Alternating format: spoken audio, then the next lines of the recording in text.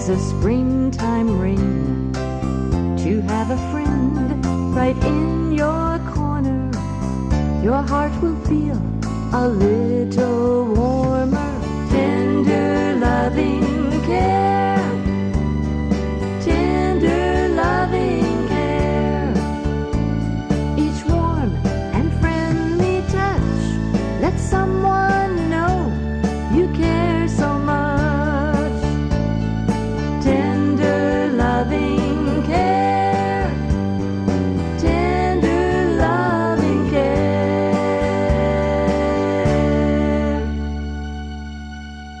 Good evening. I'm Dr. Greenbrier Almond. Thank you for joining us on our program, Tender Loving Care. Each week on Channel 3, we talk about this interface between Christianity and medicine. And tonight I'm going to be telling some stories from my own childhood from a book that's been published since last May. This is Stories of a West Virginia Doctor for His Grandchildren. And I'm the author. And these are stories of growing up here in Buchanan, West Virginia, and a part of a grand family, my mother being a stay-at-home mom, my dad being a country doctor, working 24/7 for his patients, but having time for our family and some great adventures. And I've written this story, as I indicate here, for the grandchildren, but it's doing well. Came out last May, and already the printing costs have been covered by the purchases and the production of the book, and so that's a good thing. But it's available several bookstores around town. The gift shop up at St. Joseph's Hospital has it. On Tuesday nights, the Historic Society, when they're open to the public, they have the book for sale.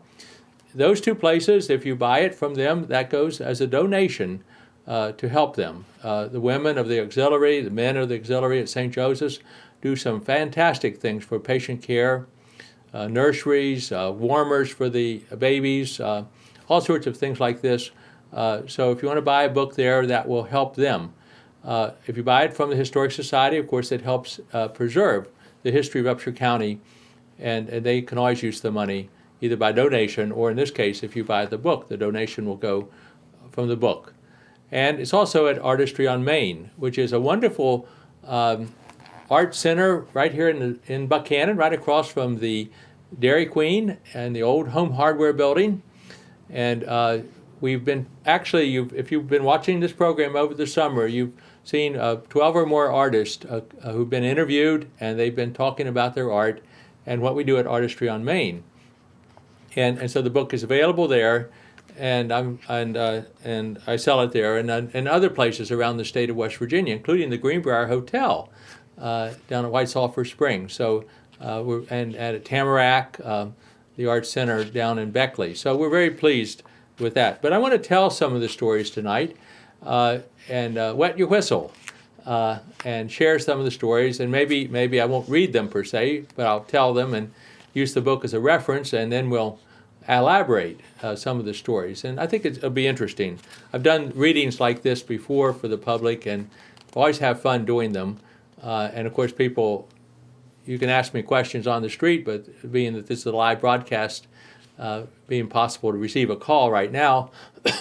But if you have a question about a story you hear or what's behind the story, let me know. That makes it fun, just being a local author sharing stories like this from childhood. I'm going to take a section tonight called Boyhood Adventures. The book's divided into a number of sections. I think we have about 10 or 11 sections, and so that makes it good. And it goes clear up to about 180 some pages. So it's a full-size book. But I'm going to pick the boyhood stories just to tell them tonight. I could start with one called Lord Willing and the Crick Don't Rise. You've heard that expression if you've lived in West Virginia very long, because we always have cricks that rise. We have floods, flash floods. We have these spring rains that come, the thaws from the snow, and we're always thinking about flooding.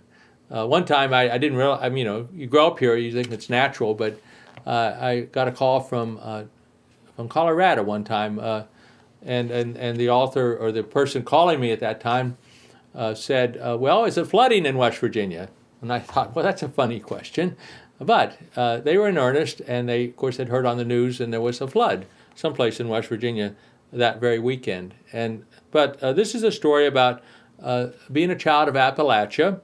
It comes from trusting God, that everything's going to work out, and trusting that the brooks that overflow their banks will soon enough babble innocently again.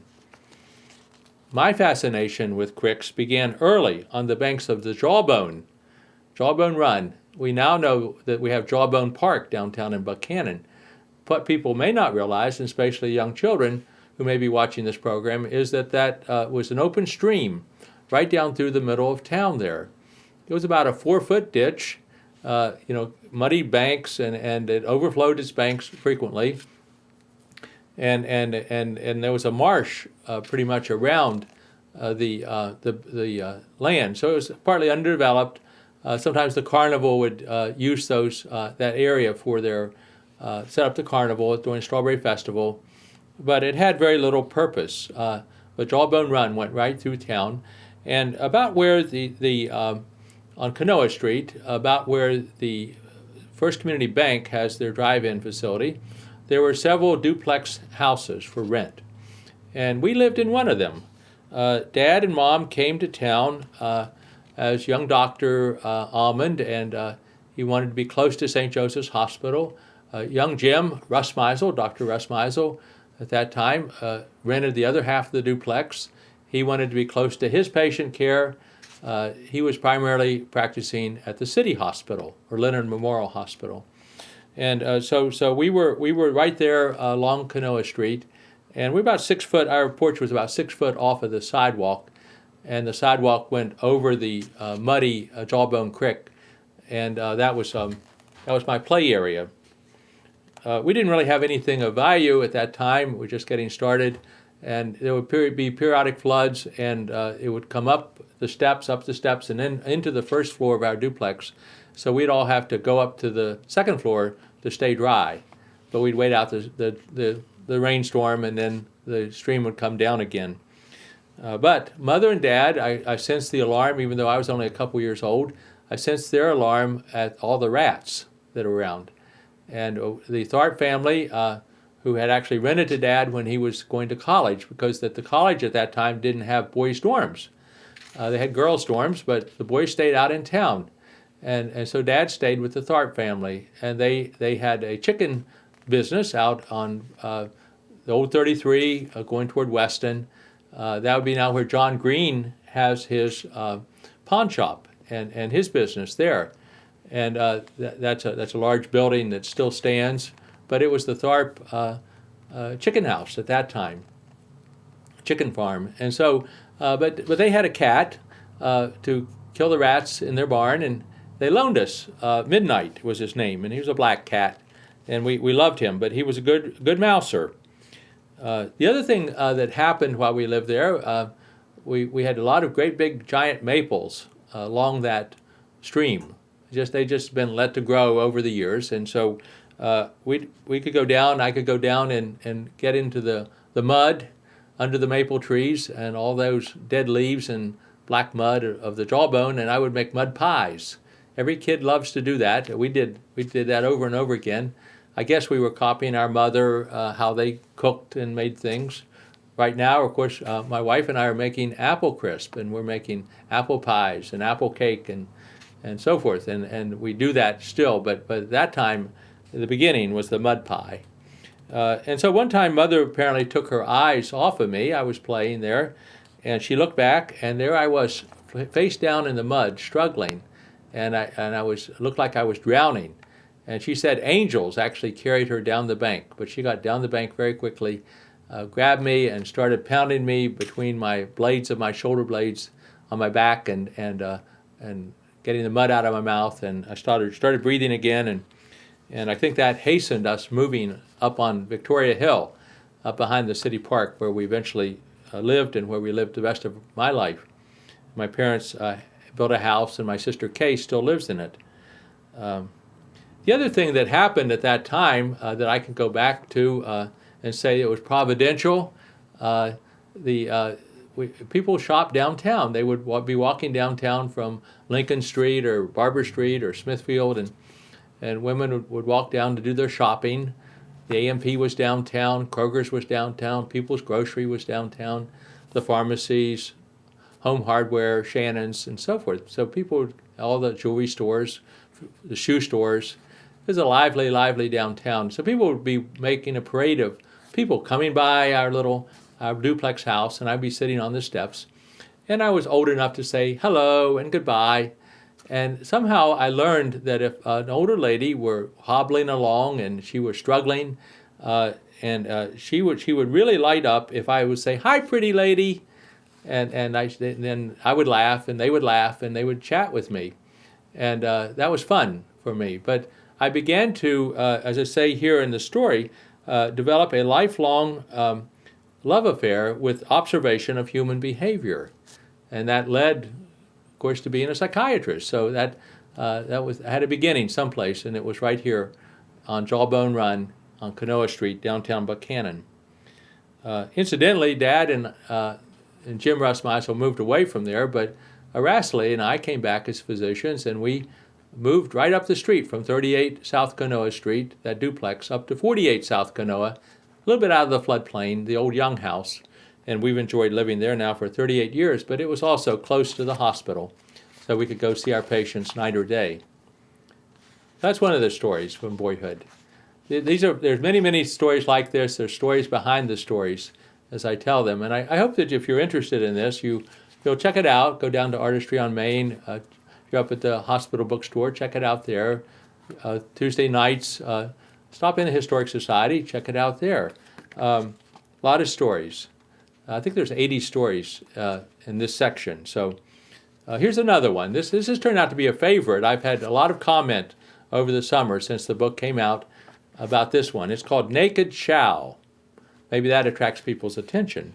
But I write about it in this way. I say 60 years ago, or 60 years later, my bottom still stings. This story came about. I began to think about this because some ideas, you stay dormant for a long time. But we had a chance a year ago in the summer to go up to Lake Michigan. We would gather as a family on the banks of Lake Michigan, sandy beach area, and just play together with the grandbabies and be there as family for a week and beach life. And so it's a nice place, very, very nice actually. Lake Michigan's clean. It's the sand is white. The sand dunes are marvelous. They've got some state parks. It's a grand place to go. So we were playing along the beach and swimming and so forth. And we came back up to our cabin, and they had a little spigot, and we turned it on the back porch and began to wash off the little granddaughter's legs and wash off the sand off our feet and everything. And the little girls were really, really excited about the spigot. And they began to cry, more, more, more. They wanted to splash more and play more in the water. And it was a lot of fun. And of course, there was no need for spanking that day, but it began to take me back to a night long ago when my mother, we'd already moved up on the hill. We built a little garage apartment. The front part of the building was two-car garage eventually, but for a while that was where we lived. The kitchen was in the back and had a waxed floor. It had a green linoleum tile floor, and Mother was waxing it, working it very hard one day, stripping off the Johnson & Johnson wax, which was hard to get off. I remember her always fretting about that, and actually I ended up scrubbing it as I got older, but anyway, she would get that off and clean the floor, and then she would put new wax down on it. And she had worked very, very hard that day, and we had played hard all day around her. And so everything was clearing, the kitchen, the bathroom, and we all went to sleep. And Granddad Flanagan was a Methodist minister, and he always, of course, quoted John Wesley. John Wesley had a saying, "Cleanliness is next to godliness." And John Wesley actually wrote the leading medical textbook of his time in England, and that's how he funded a lot of his work. So he was an evangelist and a Christian minister, and even came to America as a missionary. But he was known primarily to the populace at that time as a writer of a medical textbook. So cleanliness is next to godliness. I mean, germs are important. We need to be clean. We need to clean our food. Clean up, wash our hands so we don't spread germs and so forth. So it was just wise sayings, and Granddad would be teaching us that, and Mother would be teaching us that. And of course, Mother's keeping the kitchen spick and span taught us that also. But in any event, it was time for bed, and Kay and I shared a little bedroom. I had the upper bunk, and she had the lower bunk, and we were probably about 4 years old and 5 years old at that time. She encouraged us to say, remember now, you learned today, cleanliness is next to godliness. Well, that night we went to bed, and a light bulb came on in my head after everyone was asleep, and I thought, I discovered that Mother had a spigot at the bottom of the water tank, and she had turned that on to get the hot water out and put it in a bucket, and use that to scrub the floor and everything. And normally that hot water tank and the spigot were in a closet, and I probably didn't know about it. But I convinced Kay to get out of bed, and we would go in and we would turn on the water, the hot water, and we flood the kitchen. And we did that. Of course, flood the kitchen, the bathroom, the bedrooms where Mom and Dad slept and where we slept. Flood the whole house. It's a concrete pad at that time. And the wax began to melt, and then it became very slippery. So we took off our clothes, and we were sliding back and forth on that wax, and it was a lot of fun. It was warm, better than sliding outside on the ice, and we just had a great time. But finally, we probably made a lot of noise, and Mother woke up. Maybe when she stepped out of bed, she not only did hear her children yelling and screaming and having fun, doing something in the kitchen, but she also probably stepped into water. But anyway, she came in, and she was not happy at all.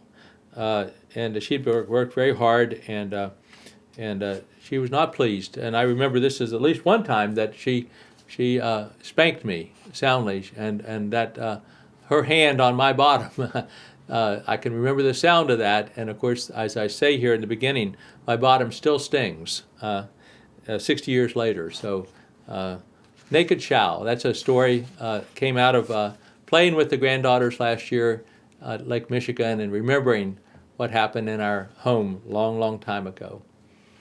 By the way, I don't think that type of spanking hurts any child, though Mother I know she was probably a little upset when she did that. Tough Enough Fiber. Here's another story. I have time for several of these. As I say, there's about 80 stories, so we're not going to cover them all, but I wanted to wet your whistle.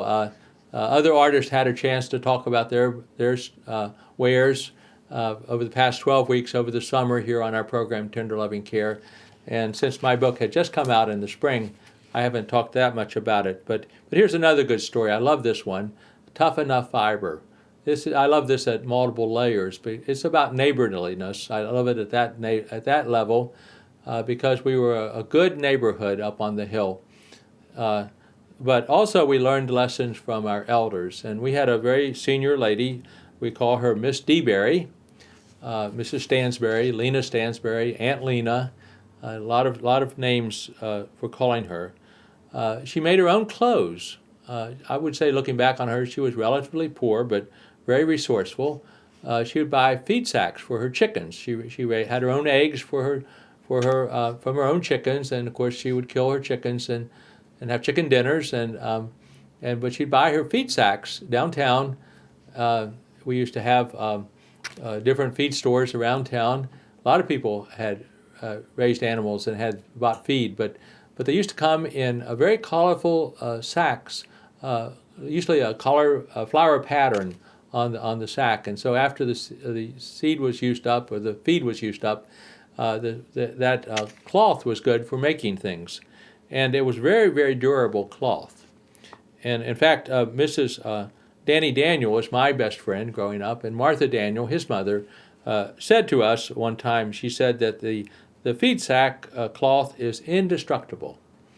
And that was a challenge for us. So we said, well, let's take some feed sacks, Danny and I, and we would hop we used to have sack races. I'm sure 4-H clubs still do this, but we did this and for fun, and we got inside a feed sack and held them on our sides and hop like a frog, and we hopped from Danny's house down to our house. And as I recall, we didn't even scuff the sack. It was really indestructible cloth. It was really hard cloth. Well, the second way we began to realize that Miss DeBerry was right and Martha Daniel was right, that this was indestructible cloth, was that we would wear out our knees on our denims. We'd always wear blue jeans, and we'd always wear out our knees. And so they'd have to be patched. And so they'd be patched with the feed sack cloth sewn onto the knee. And we could play marbles then on the playground, and we would even wear off the skin off of our knuckles playing marbles, shooting so much, but we never wore out the feed sack patch. And then we had another way that we tested how tough the feed sack cloth is. We grew up with a farm up at Hemlock, West Virginia, and it had large falls. I estimate 18 feet tall, but it was a long sliding fall, almost like rapids in a way. And we could dump mud on that, and in the summertime slide down that fall, and it was great. And of course, what would happen if you slide over and over again with cloth? We wore out the back of our pants, and so those would have to be patched with the feed sack cloth, and it would be indestructible too. Well, one balmy night, and this happened every summer, it was a glorious neighborhood event. Miss DeBerry said, the night blooming cereus is going to bloom tonight. So she sent all the kids out to go back to our homes and tell all our parents to come to her home that night. On her side porch, she had this wonderful plant that bloomed once a summer. Big white flower, the most fragrant perfume that I've ever smelled. I mean, of course, as a child, we're actually sensitive to fragrance even more than an adult, but it was glorious. It was a glorious evening, and so we were all invited to come to Miss Stansberry's home that night. And she also told us, she said, now when you come, we'll have these vinegar cookies. She would make cookies out of vinegar, and that doesn't sound good, but they were very good. And then she said, and then Greenbrier, you're getting big enough, you can help me draw the cold water. Everyone will get cold water from our spring. She didn't have running city water. People up on the hill had spring water. Even when we got the city water, my parents liked the spring water, the taste of it, and we ran that cold into our kitchen spigot on the cold water run so we could have the cold spring water. And the city water we'd use for washing clothes and flushing the commode and so forth. But early on, everyone had springs, and so I got to draw the water up that night for everyone to have a drink of the cold spring water. And as I recall, the evening was wonderful, and we talked about this and that. We shared the cookies. We laughed and carried on. We enjoyed the wonderful night blooming cereus, and it would only bloom at night, and just that night. And we knew that we heard some story about Miss Stansberry, that she was a young lady. She'd walk from Hampton downtown about 5 miles. People didn't have ways to get into town otherwise. And then she married young. Kids didn't have to go to school as long as they do now, and she married young, but unfortunately her husband died. So here she is a widow, like for 80 years. And she had her own chickens, she had her own hogs, she had her own cows, she had her own garden, and she was a survivor. And but she said, my feed sack cloth is indestructible, but she taught us about her relationship with God, and she shared that night that she could not survive a day without God's love. She quoted from Mark 12:30, and thou shalt love the Lord thy God with all thy heart, with all thy soul, with all thy mind, and with all thy strength. This is the first commandment. And she said that is a tough enough fiber for life. And she said that relationship of love. We were wide-eyed at this point, and she said it's even tougher than chicken feed sacks. So I like that story, as I said, at several different levels. A great time. The way I'm telling these, I may not get very many stories told, but let me tackle another one just to share. And again, if you're interested in this, there's actually 4 volumes. there's my father's first volume. It's a green book. We went with that for his always liking green, green ink, green Jeep, and so forth. The Stories of a West Virginia Doctor. It's become a bestseller in West Virginia. It's been, I think, to the 4th printing. This is when after Dad passed away, there were 70 stories he told a lot, but he didn't get written down. So I wrote them down. This is the volume 2 to his stories. And then Stories of a West Virginia Doctor's Son. This is how I recall how my parents raised us, and a lot of stories I think are good lessons about life here in the mountains. And now here's stories for the granddaughters, continuation of the stories. But let me share a little bit about Revealed Glory. And I won't be able to tell the whole story. Again, I get into several things at this time, but I'm just going to talk about a spring that I was cleaning out last weekend, which I'm going to put goldfish in, but it's in this story.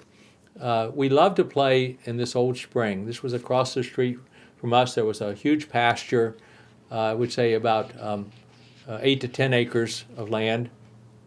In the middle was the spring, and of course that made it ideal for horses and cattle, and we had a Pinto Scout horse who actually grazed there, and Nathan Jack had his, and then they had cattle over the years, different times. But one summer, between the 3rd and 4th grade, there was a giant oak tree that fell above the spring and fell down over the spring, and that became our summer playhouse. We loved to play house. Again, obviously, we were learning from our parents what is right and what is wrong, and manners, and a lot of things like this. And so we would see what they do, and then we would play house. So in this case, in the hilltop, Patsy, being the older female child on our hill, Patsy Daniel, would be the mother, and Danny, being the older boy, would be the dad. Jeannie and Jeff Brooke would be the children. Kay and Ann and I and Ruthie would be the children, and Jeff Brooke. So anyway, we would have the family, and then the dog would, of course, be Briar, our family dog, and we played a lot around that old fallen oak all summer that year, and made a house out of different rooms. It's quite fascinating. I tell more stories here about that, and it's called Revealed Glory. So I hope that you're interested in the book. I hope you wet your whistle. Another story I won't tell tonight, The Greatest Gift. This was our parents encouraging us, the greatest gift that they can give, and I think that any child can receive from their parent or grandparent, is to be told you can do anything that you set your mind to do. You can do anything you want to do. America is a land of opportunity. It's still true. And I have a story about that. A story about legendary characters in our town, Garland West, and others. So I want to tell those in the future. But thank you for joining us on our program, Tender Loving Care. Thank you for Channel 3 for all you do in our community, all the work this summer with Artistry on Main, and into the fall now. We'll continue our program, Tender Loving Care. Until the next time, this is Dr. Greenbrier Almond. Thank you for joining us. We hope that you have stories that you will tell your kids and grandkids too. Take care. Stories of a West Virginia Doctor, written by Dr. Harold D. Allman. A collection of 55 short stories about his experience as a small-town doctor in central West Virginia. And Tender Loving Care, Stories from a West Virginia Doctor, Volume 2, written by Dr. Greenbrier Allman, using videotapes to write 70 additional stories of his father's very colorful life as a small-town doctor. They can be found for purchase at Amazon.com and most local bookstores. Tune into Channel 3 Buckhannon for Tender Loving Care with Dr. Greenbrier Allman, where he talks about the connection between Christianity and medicine.